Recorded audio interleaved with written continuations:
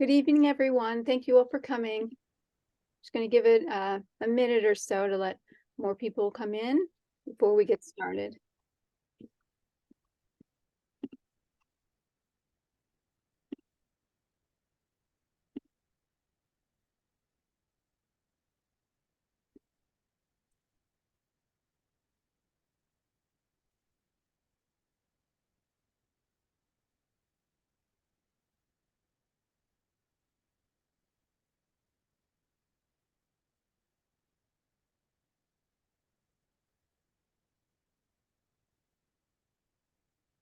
All right, we have a lot to cover tonight, so we're going to go ahead and get started.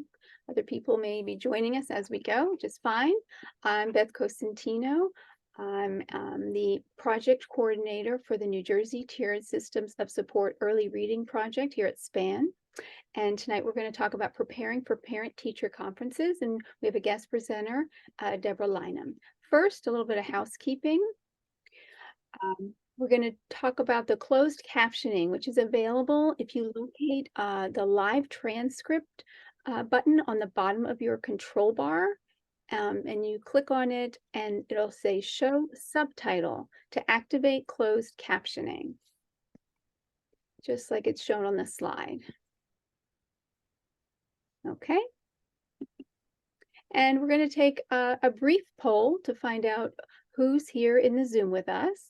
We'd like to see if we have parents, educators, other people. So Stephanie is going to launch the poll. I did. Thank you. And results coming in.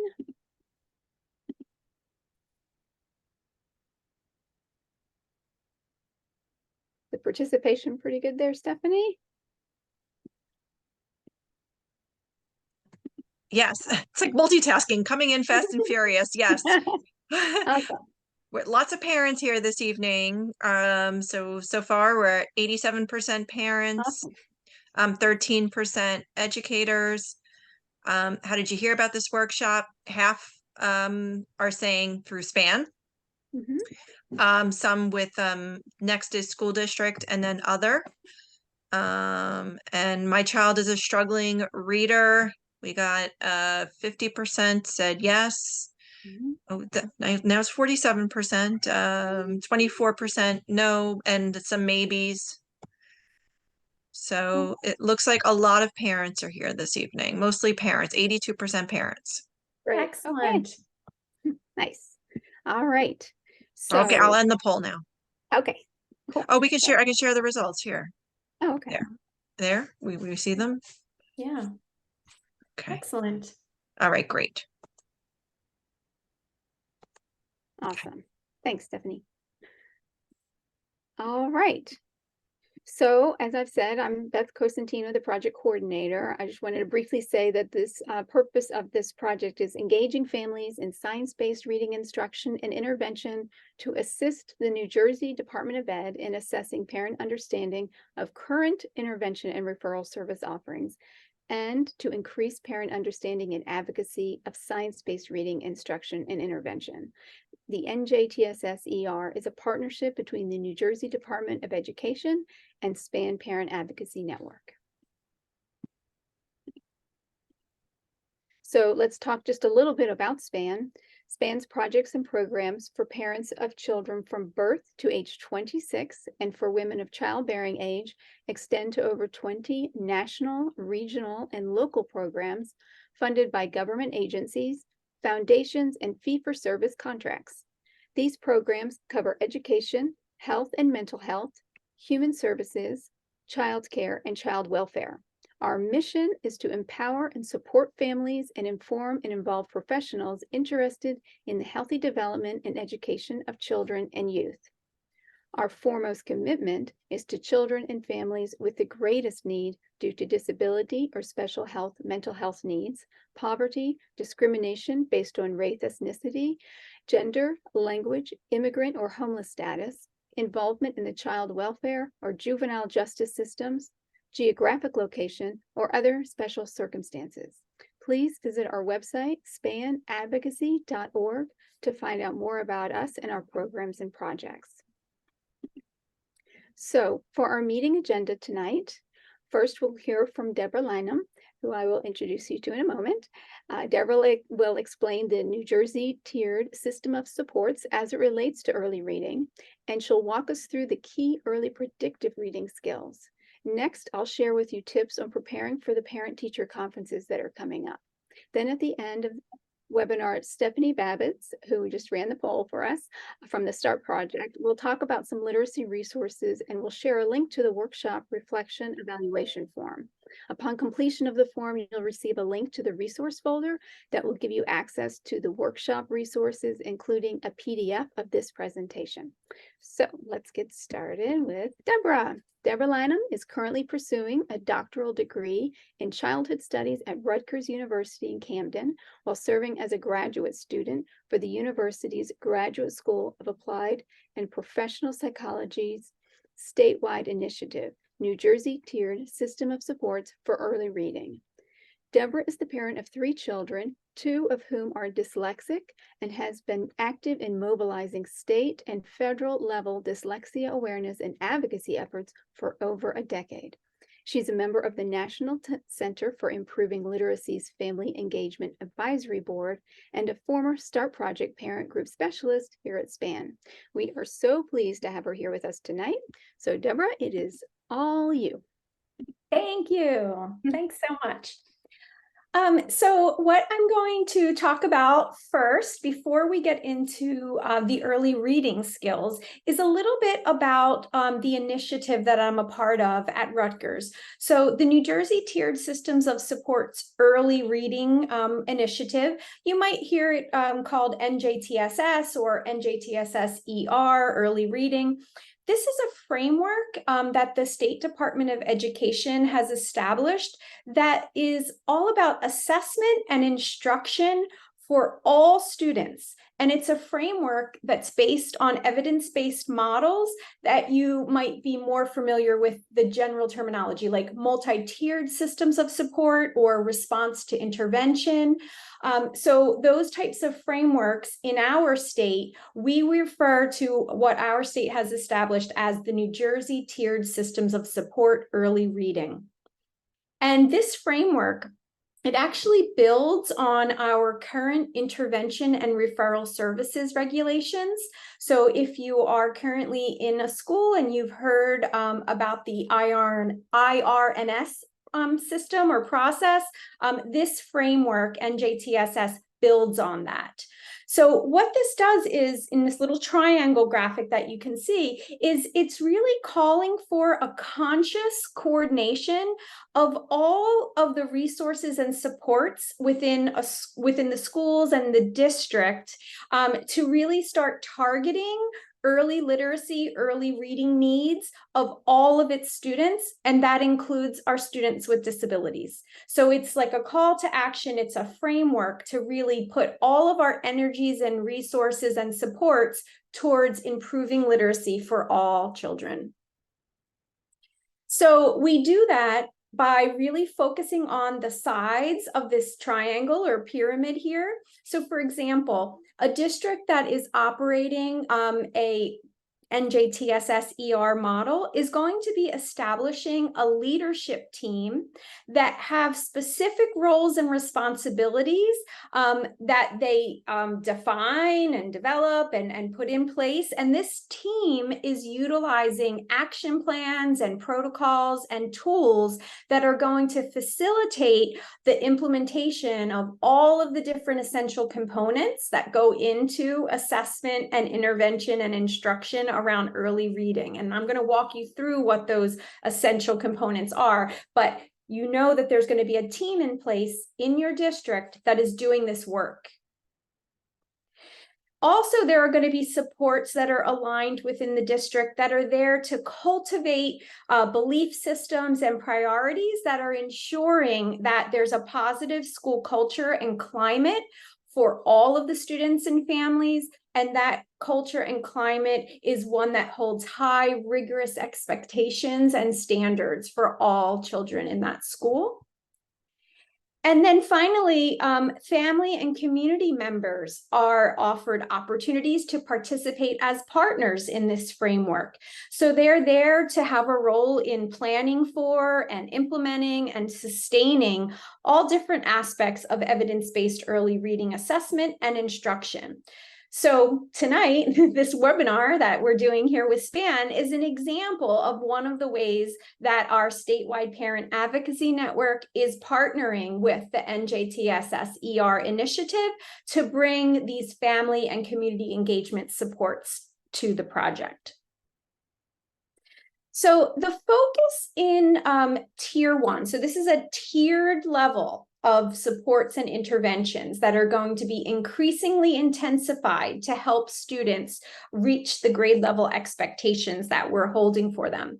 So the focus in Tier 1, right, the most general level, is on providing all students daily, explicit, and systematic whole group core reading instruction, and then differentiated small group instruction, all of this instruction being grounded in evidence-based practices.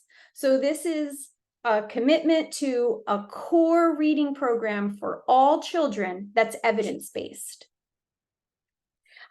In tiers 2 and 3, the students whose needs have not been fully met with Tier 1 instruction, they are going to receive additional short-term evidence-based instructions that are going to target the discrete early reading skill needs that they have individually. So this is targeted, it is more intense because it goes from a whole group setting to a small group intervention setting. And finally, the Tier 3, these are for students who may need the same level of intense intervention, or maybe a little bit more of an intense level of intervention, but we're maybe doing this individually. We may be giving them more time in the intervention. So it's another level up from 2 where we're intensifying the services that are available.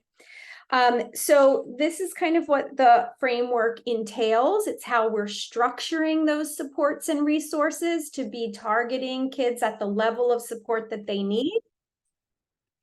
And then what this framework is all about is using data-informed instructional decision-making to make these decisions about where the students fall in their level of need, what specific skills they need to have some support around.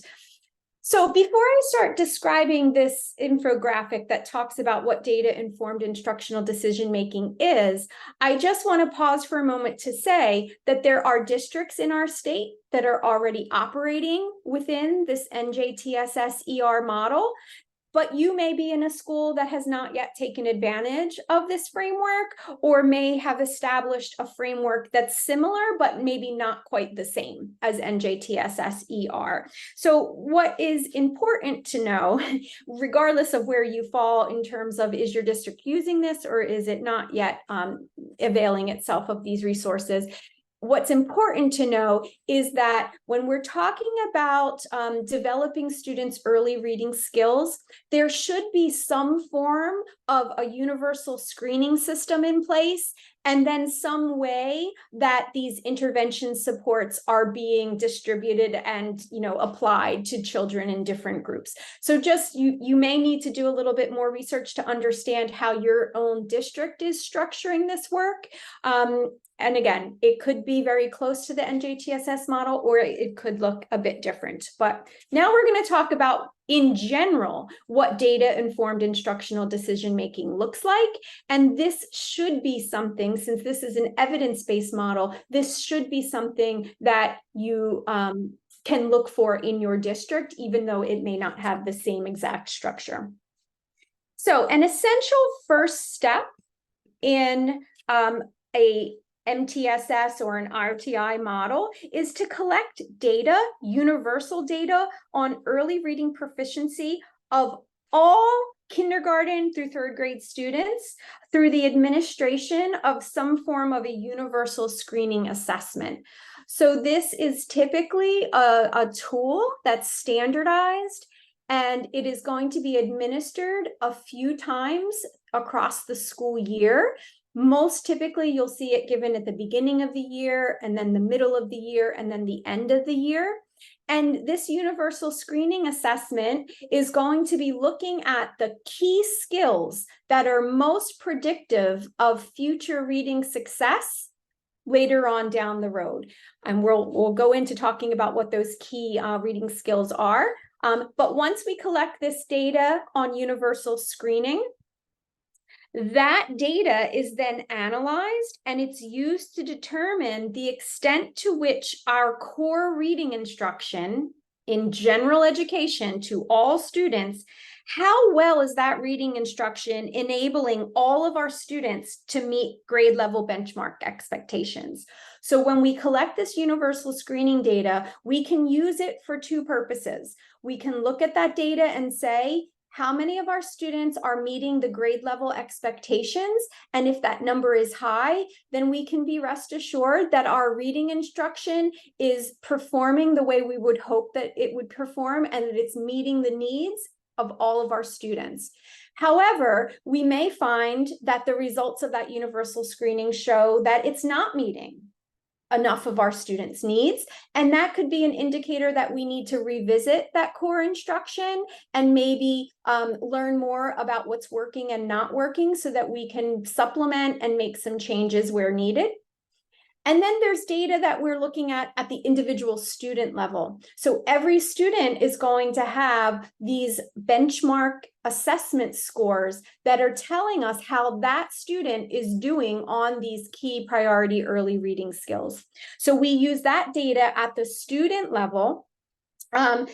In addition to understanding how they're performing in the classroom and the teacher's observations about what's going on, we use that information to decide which students may benefit from additional supplemental supports. So moving certain students into tiered interventions. So we think of that triangle. They're getting the core instruction in a whole group general ed setting. Our data is showing us that they may need a little bit of an additional support. So those students will, in addition to their tier 1 core instruction, they will now also move into a tier 2 or a tier 3 level of support where they will be getting some additional help on the specific skills that they need to target. When students are at a tier 1 level, and we know that through their assessment data that the reading program is working well for them and they seem to be progressing well, we are still going to continue to monitor their progress. And that's going to be done through grade level skill mastery assessments. So these may be short little unit assessments or curriculum-based assessments that the general education teacher is giving after skills have been taught over a period of weeks. They're going to give a quick little assessment just to make sure that everybody is keeping up, they're where they need to be, they're moving and growing at the rate that we would be expecting them to. And then for students who are also identified as needing additional tier 2 or tier 3 supports, those students are actually, those students are actually going to be administered another level of assessment, which is called a diagnostic assessment. So this is not administered to everybody. These are quick little surveys that are given to the students who have shown through their universal screening data that there are some red flags that maybe their needs aren't being met. So we're going to give them a quick inventory, and usually this is just a little phonics screener or a spelling inventory, and students are going to do these little tests or assessments. And what these assessments are telling us are what are the actual individual skills that students may need to have intervention address. So while the universal screening are giving us those key indicators, these are broad categories. You may find out that your student or your child is having difficulty with like phonemic awareness or phonics. That's just a broad category. Once we do this diagnostic assessment, we will be finding out what phonics skills are causing the most difficulty. So perhaps the student is having difficulty with consonant digraphs or maybe they're having problems blending when they're reading words. So these types of assessments go a little bit deeper, and they're giving us actionable data, real information that a teacher or an interventionist can use to actually plan lessons and make decisions about the type of instruction that's going to be put in place during these tier 2 and tier 3 interventions. And then in those interventions, once we have an intervention plan developed, because of that diagnostic data, we know what's going in that plan. The plan is being implemented. The instruction has started. These students are going to be monitored with progress monitoring probes. So we are going to be watching very carefully how well they're mastering the skills that we identified they needed support in. And then we're going to also be looking at these broader goals in those larger skill areas that we will set for them. And we will be monitoring that that progress over time. So the best place to start with talking about the foundational early reading skills and helping you as parents understand maybe what questions you might want to bring to your parent-teacher meeting, or thinking about some skills you might want to be working on at home so that you get a sense of how your child is doing, would be to really think about those universal screening tools and the types of foundational early reading skills that they are assessing at each grade level. So these tools are valid and reliable tools that have been typically established by researchers in the field. And these researchers have looked at, research studies across the board, looking at all of these different reading skills, and they've been able to determine at which grade level do these skills really matter in terms of collecting data to make sure that students are on track. Because some skills are really important in the earlier grades, and they tell us a lot about the student's skill development, while other skills are more predictive once the children are a little bit older, and we can use that data then to tell us if that child is on track. So what I'd like to do now is walk through each grade level, K through 3, and talk a little bit about what these early reading foundational skills are, and be thinking what questions you might have for your child's teacher. If you have questions for me or Beth, I'm going to hold till the end of this. Until the end of walking through this chart. I'm going to hold questions until the end and then answer them all together. But please feel free to put those questions in the chat box if you think you're going to forget by the end. So let's get started by talking about kindergarten. So our early students, when they come to school, there are 3 areas that universal screeners are going to be looking at. The first is letter naming. So letter naming is as easy as it sounds, right? If you show a child a letter, upper or lowercase, can that child give you the name of that letter? Okay. And typically on a universal screening tool, you're seeing letters given to a student and how many can they name within 60 seconds, something like that. Letter naming is important to know in this early grade level because it tells us a little bit about the student's processing, right? It tells us how quickly they can name things. And rapid automized naming is a skill that research has shown to be predictive of future reading success. If students have deficits or a poor ability in being able to quickly and rapidly name letters, it could be an indicator that there may be some difficulties later on down the road, right? If you can't recall the name of a letter, it could mean that later on you're going to have difficulty recalling the sound of a letter. Or if you're seeing a word, you may have difficulty recalling, that word that you may have shown the ability to read in the past, but now we're finding that you're having difficulties retaining that. So letter naming is a really strong predictive skill in kindergarten and first grade. We'll talk about that again. Phonemic awareness. This is a broad skill area that research has identified as being highly predictive of future reading skills. Reading skill development.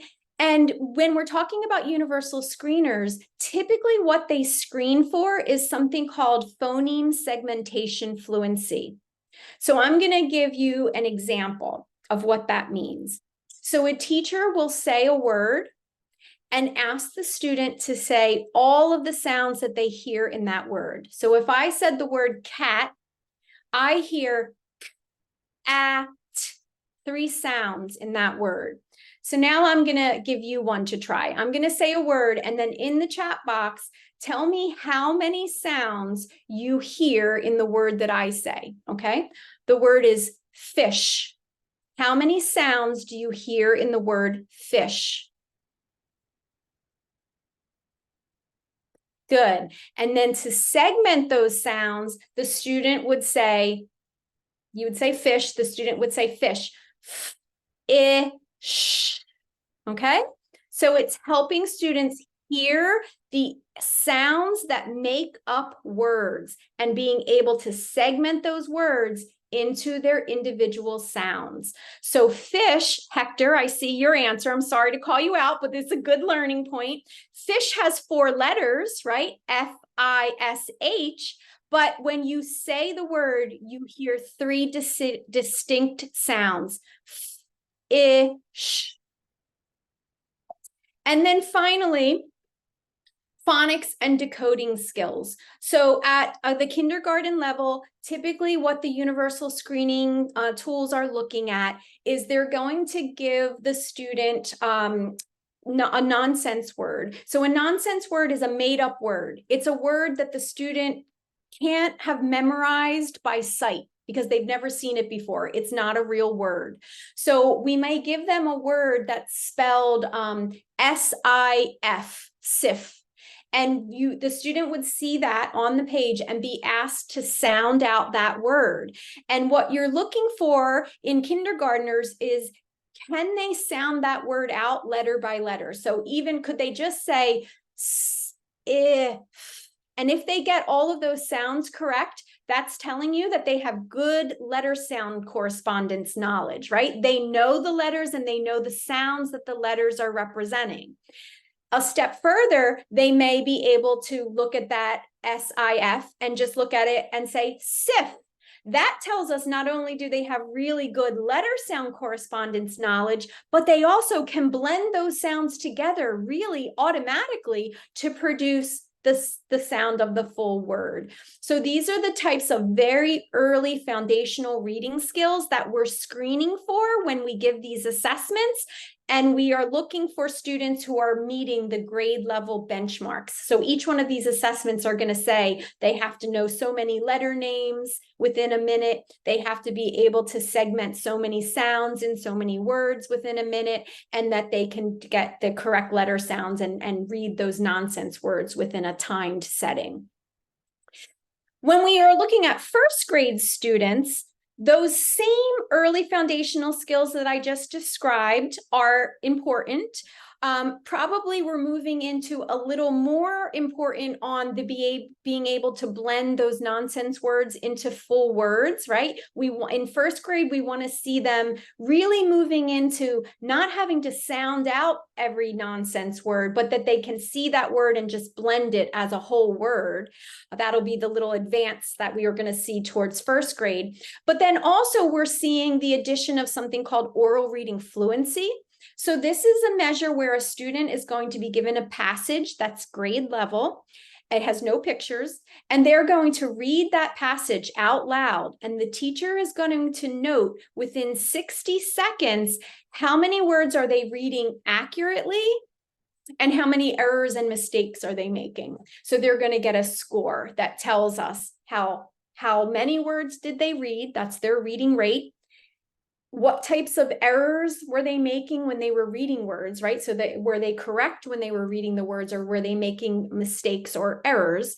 And then also in general, the teacher should be listening for how is the student reading that passage, right? Is it just, reading it word for word and it sounds like a little robot? Or is the child able to read with some expression so that it sounds like they're talking, like telling a story, more conversational? So we're going to be looking for all of those skills when we're talking about oral reading fluency. And then second grade, we see that letter naming and the phonemic awareness is going to drop off of the universal screening tool because those skills are not as predictive when we are working with older students. What becomes very predictive at second and third grade is the phonics and decoding is still very important. The oral reading fluency is still very important. And now we also start to see their reading comprehension skills start to give us some information about how their reading is developing. And typically, comprehension, the universal screening tools don't have as good of measures of comprehension as they do in these other 4 areas because comprehension is a really complex skill to measure. It's actually like an outcome. Like if you have all of these other skills in place and you have a lot of knowledge about the world and good background knowledge, that kind of gives us an indicator that you're going to comprehend well when you're reading. But in terms of being able to measure that as an individual skill, it's a little bit more challenging to do. So typically a screening tool is going to have one of 2 measures. One measure might just be a simple retell measure. So the student's reading that oral reading fluency passage and you're collecting that data on accuracy and reading rate. And then what the teacher will do after they read that passage is they will ask the child to retell what they just read. So then the student will have to tell back to the teacher what that passage was about, and the teacher will score based on how many accurate words the student is able to retell with. Another measure that you may see your school using is something called a maze assessment. And a maze assessment will be a short little passage that the child is going to read silently. So they're reading it to themselves. And at each, the first sentence is usually intact. So they read the first full sentence.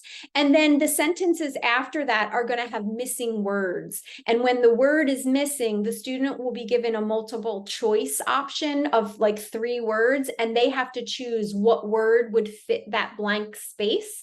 And you can imagine what this is doing. It's reading the passage, understanding it as you read, so that you can then choose what word is going to best fit that sentence when you come up to that blank space. So those are the 2 kind of tests that are often included in a screening tool. But again, these other 4, letter naming, phonemic awareness, phonics and decoding, again, is usually measured with a nonsense word fluency probe, and then oral reading fluency. Those are very standardized and give us very good, strong data. The comprehension information is a little bit more complicated, I'll say. And then finally, third grade, we're looking at the same types of information as we saw in second grade. It's just that the passages are now at a third grade level, so they're a little bit more challenging. So that brings me to the end of the NJTSS overview and talking about the types of reading skills you should be seeing developing in your children K through 3. I want to open it up to questions now to see if anyone needs a little bit of clarification or you have some questions just running around in your mind before I turn it back over to Beth. There were a couple of questions in the chat, Deborah. Okay, let me go back and look. Okay, I'm seeing one from Jessica. So do special education students with an IEP get assessed too? Yes, the NJTSS system is for all students. Students with IEPs may have specific things stipulated in their IEP that go above and beyond what we're talking about here in NJTSS-ER, but we do include students that have disabilities in this whole framework. So you can have an IEP and you may be receiving your specialized instruction in a Tier 3 intervention setting tier. My son may need more help with reading comprehension. How do I get the school to check for this? I've asked for more help with him and think he needs more help. How do I ask for that? He's in a small group classroom, but I wonder why he hasn't made such progress, especially since he's still reading at a first grade level. Okay, so the first thing I'm going to let you think about, Jessica, is how I just described those foundational reading skills. So the first thing you want to do is make sure all of those are intact, okay? Because to support reading comprehension, we need to see all of those foundational skills in place and where they need to be at the certain grade level expectation. So definitely you want to check on those things.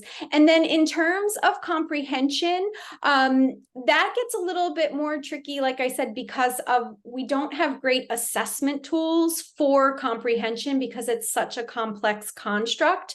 But I would be wanting to start first with that earlier data. So go to your school and ask how if your son, let me see what grade I can get. I think you said reading at a first grade level, but maybe the child might be a little bit older.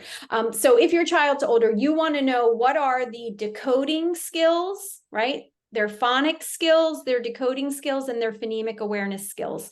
Start there, move up to reading fluency, or if you're at the grade level where that starts to kick in. And then if you are finding that all of those are secure, then you may want to have a discussion to talk about your child's comprehension, your child's language comprehension skills to see if those are intact. And sometimes that might involve talking with the speech and language specialist at your child's school to see if there are any lingering issues there. But for the most part, I think you're going to get a lot of data out of those other measures.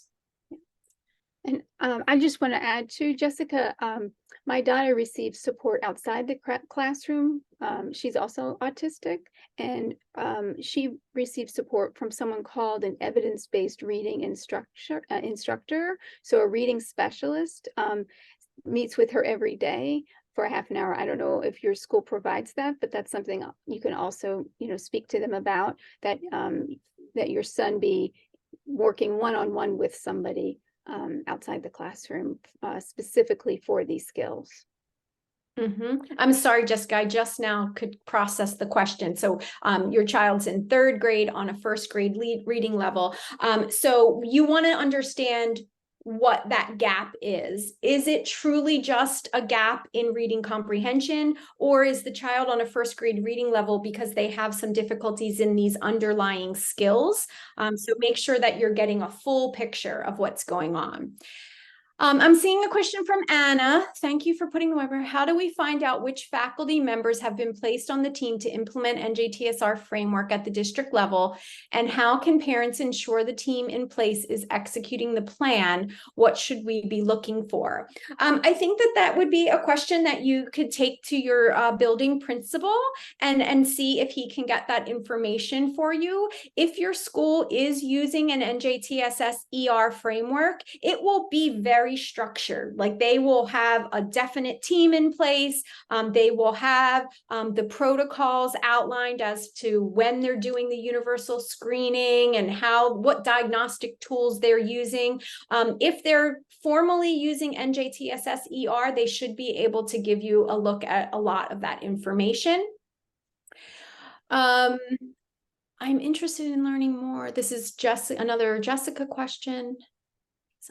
Oh, I'm sorry. I think he may have dyslexia too. How can I get an evaluation for him?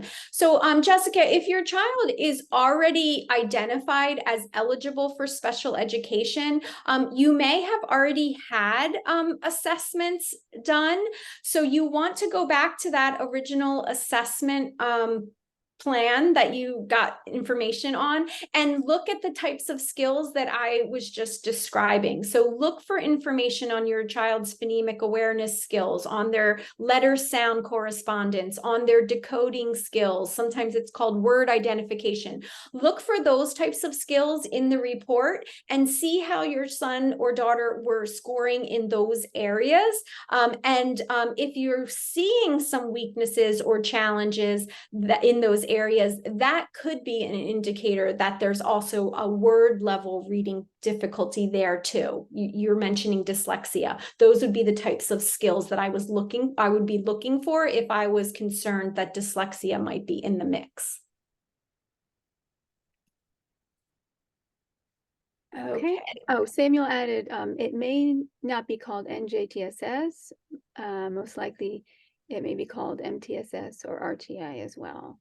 That is correct. Thank you for that, Samuel. If your school is working directly with our team at Rutgers New Brunswick and the resources and the tools that have been developed out of that initiative, then they may be calling it NJTSS-ER. But if your school is developing its own framework and kind of looking at the research and developing its own systems, then they may just be using the more general terms. And MTSS, multi-tiered systems of support, or RTI, response to intervention, may be the terms that you'll hear in your district. But again, that decision-making framework that I just talked about and those early identified early reading skills, those are consistent no matter what you call it. Right.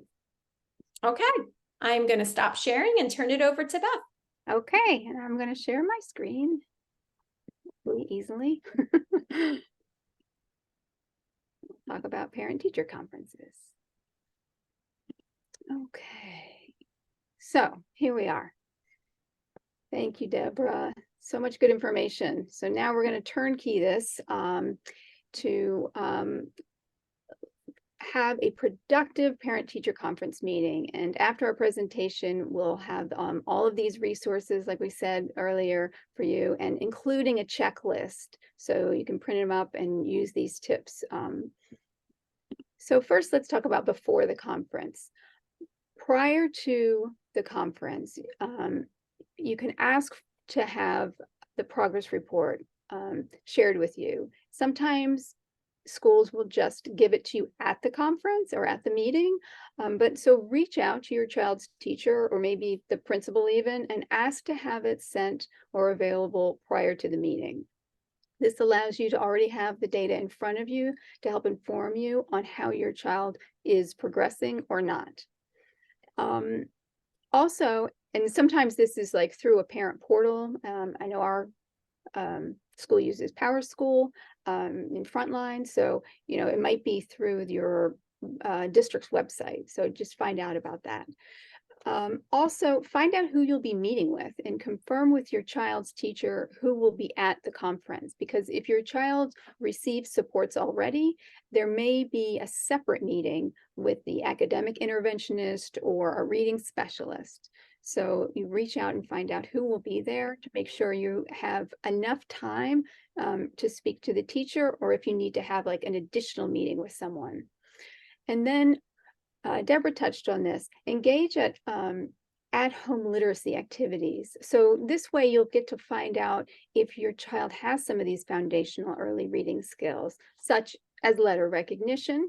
And this can be done in a fun way. You can do an I Spy game. You can find out if they know the sounds of the letters, take turns. You can do what rhymes with cat, and different ways to just kind of probe to see how your child is doing with it. And then the fourth point is to email questions ahead of time. Be proactive. Once you look over the progress report, and if you see anything that indicates expectations are not being met, make a note. Also, if you've gone through a few of these games and you get a sense of whether or not your child has some of these important foundational skills, you can reach out and let them know about that too. So now, here are some sample questions you can send ahead of time. I see on my child's progress report that she is not meeting expectations in a particular area of reading. During our meeting, would you help me understand what it is and how I can help at home? So it's really about a partnership. So you're like sending that message to say, I want to help my child at home. So please help me understand. Another question, another sample question. I've been playing letter games with my child and noticed she struggles with identifying all of the letters. During our meeting, would you let me know how you work with her on this? And then another one would be, for our upcoming parent-teacher conference, I'm interested in hearing about the screenings you use to assess the early reading skills. So again, just kind of letting the teacher know that you're interested in finding out more, and having these sample or these specific questions sent ahead of time puts it on the teacher's mind, right, that you're interested.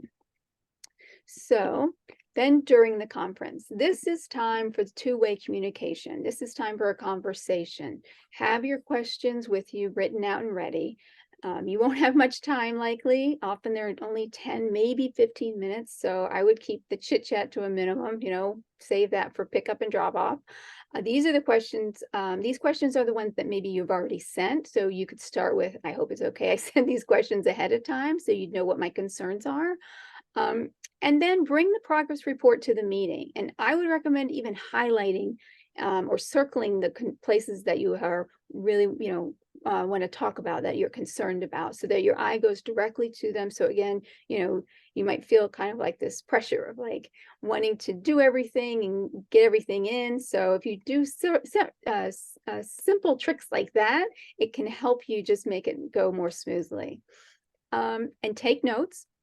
For sure. And listen for keywords. Keywords such as hearing a hard or difficult time, struggle, skipping, rushing, frustrated.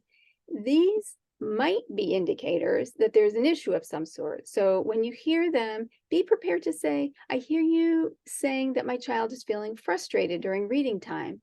Or I hear you saying my child is having difficulty with transitioning into the reading lesson. And then you could maybe ask, do you think another approach to reading may be necessary? Perhaps like a small group or one-to-one instruction. So you're just kind of probing a little bit to see how they're helping your child if he's having difficulty, and what types of, if they are using some types of interventions, what they're using. And then share your own insights about your child.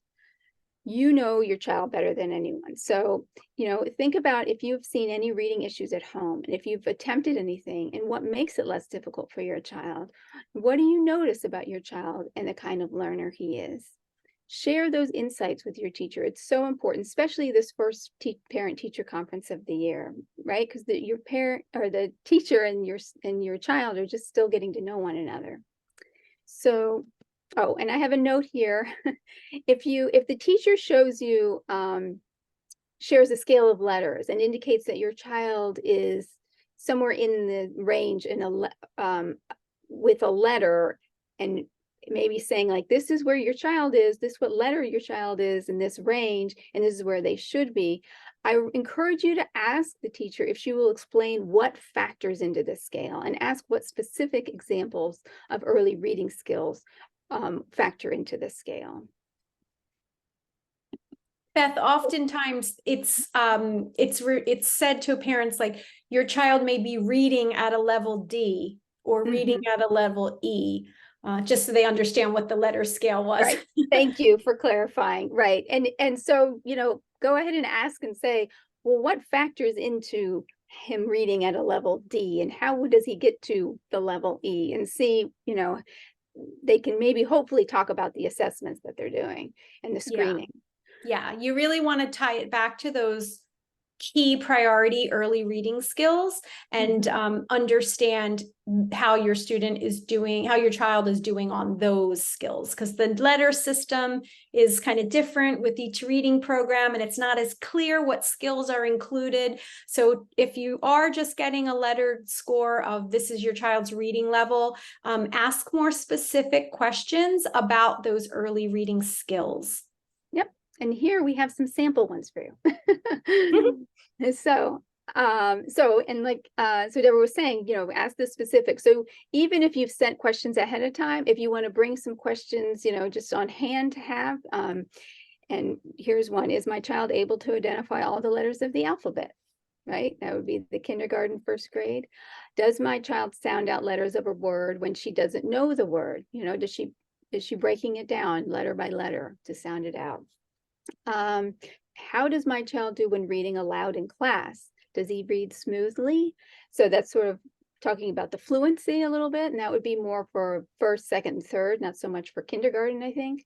Right, Deborah? Yes.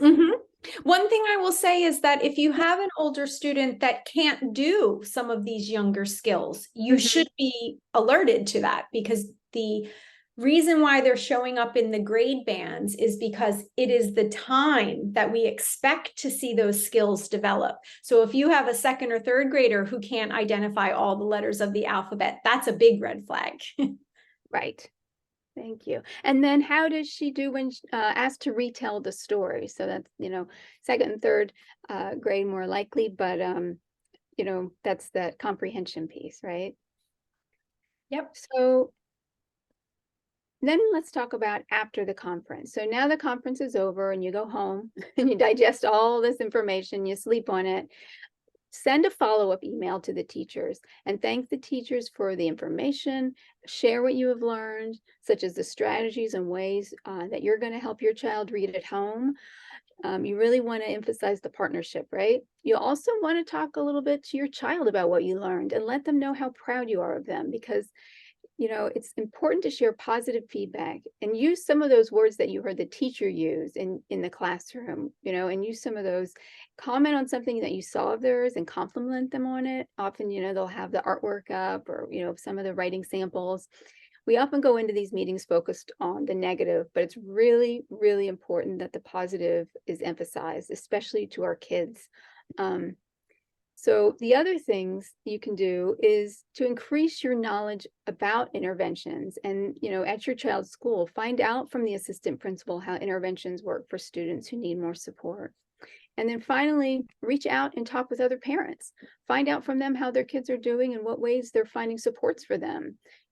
The parent word of mouth makes such a huge difference, and if you have information to share, like the resources from this workshop tonight, which you'll have, share them with other parents, spread the word. It's important to further the knowledge and understanding of early reading skills.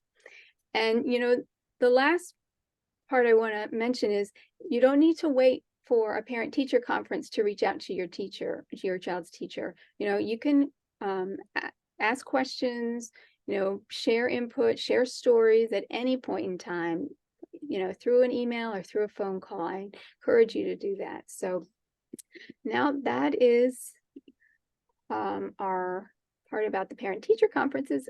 See if there are any questions at all.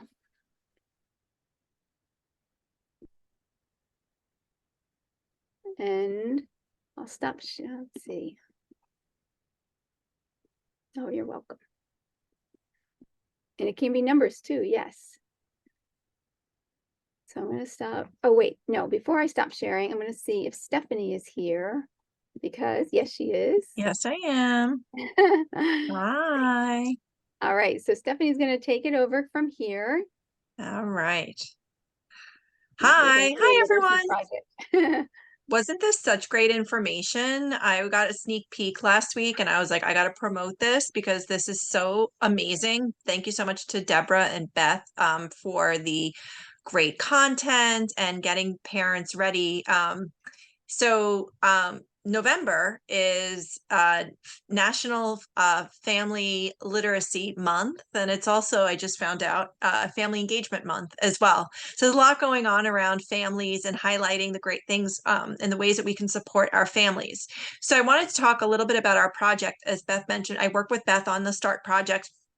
I'm the project coordinator, and one of the components of our project is around literacy, and specifically family engagement, supporting families at home around early literacy. So our team does provide and works with districts. We have a mini grant, small amount of money, but it's a mini grant if you are interested. It's something that we can work with school districts on. And it is basically, we work on doing a needs assessment and working with the families and with the school district on creating an action plan around strategies, tools, resources, things that you can do at home to motivate your child, to keep them engaged, and to build your own capacity to be able to support their early reading. And so one of the things that we do talk about is we have like a texting program. And this right here is our most recent newsletter that just went out yesterday. And so we provide resources such as our texting program. Beth is going to drop the link to all of this in the resource folder for you. But we also do have we work a lot with World Reader, with Booksmart. It's a wonderful app that you can download. You can watch, you can go through books, do activities with your child.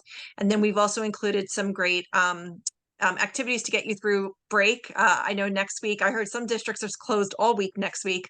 And, oh, you are too? Yeah, so a couple of us are closed a few days next week. So what do you do during breaks? Our newsletter, we've got some great resources and tips and things that you could do at home with your child to keep them occupied. And again, our mini grant is a great opportunity if you are interested in that as well. So the newsletter will be in the resources, and you can contact me directly if you want more information. In the meantime, there is a reflection form you need to fill out. Please fill out the reflection form. Once you fill that out, you will gain access to the folder with all of the resources that was discussed tonight. That's my spiel. Thank you. Thank you, Stephanie.